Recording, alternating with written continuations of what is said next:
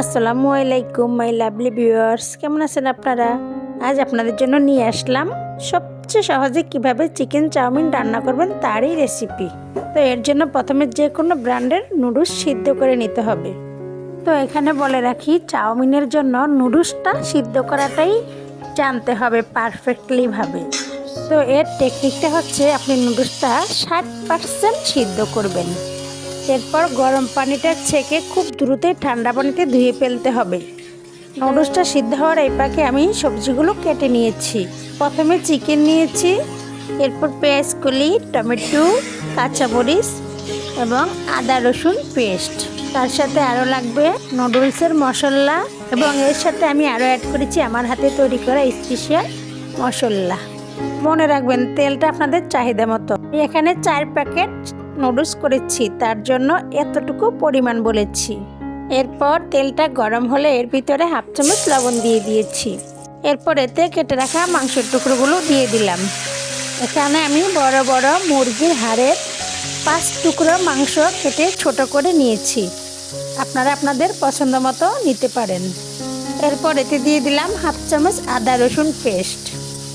এরপর একটু নেড়ে চেড়ে দিয়ে দেবো আমার হাতের তৈরি করা স্পেশাল গুঁড়ো মশলা 1 চা চামচ। এবার এগুলোকে খুব সুন্দর করে নেড়ে চেড়ে ভাজা ভাজা করে ফেলবো। একটু হালকা ভাজা ভাজা হলে এর সাথে দিয়ে দিব 1/2 চামচের চেয়েও কম হলুদ গুঁড়ো। এ পর্যায়ে দিয়ে দিব নুডলসের মশলা 2 প্যাকেট। এবার আবারও খুব সুন্দর করে নেড়ে চেড়ে দিব। মনে রাখবেন, কিছুতেই যাতে তলানিতে পোড়ার লেগে আটকিয়ে না যায়। ভালোভাবে রান্না করে নিচ্ছি যাতে মশলার গন্ধটা চলে যায়। এরপর দিয়ে দিলাম কেটে রাখা মরিচগুলো। এরপর দিয়ে দিব এতে পেঁয়াজ কলিগুলো। এরপর দিয়ে দিয়েছি টমেটোগুলো। মনে রাখবেন, এগুলো কিন্তু একেবারে সিদ্ধ করে ফেলা যাবে না। মাংসগুলো সিদ্ধ হওয়ার পরে এগুলো একের পর এক দিয়ে দিবেন।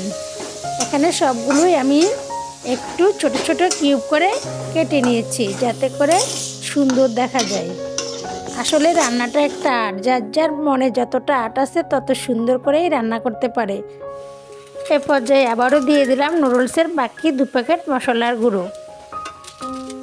এবার সবগুলো খুব সুন্দর করে নেড়ে চেড়ে নিচ্ছি, যাতে করে মশলাগুলো সবগুলোর ভিতরে ঢুকে যায় এবং সবগুলোর গ্রাম পারফেক্ট চলে আসে। বিশ্বাস করেন, এই চিকেন চাউমিনটা এতটাই মজা লাগে, মাশাল্লাহ। এটা খাওয়ার পরে আর আপনার কিছুই খেতে হবে না।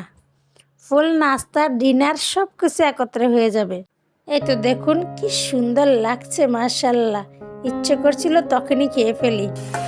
এমনকি আপনি চাইলে লাঞ্চেও এটা খেতে পারেন। খুবই স্বাস্থ্যসম্মত একটা খাবার, বিশেষ করে বাচ্চাদের জন্য বিশেষ উপকারী।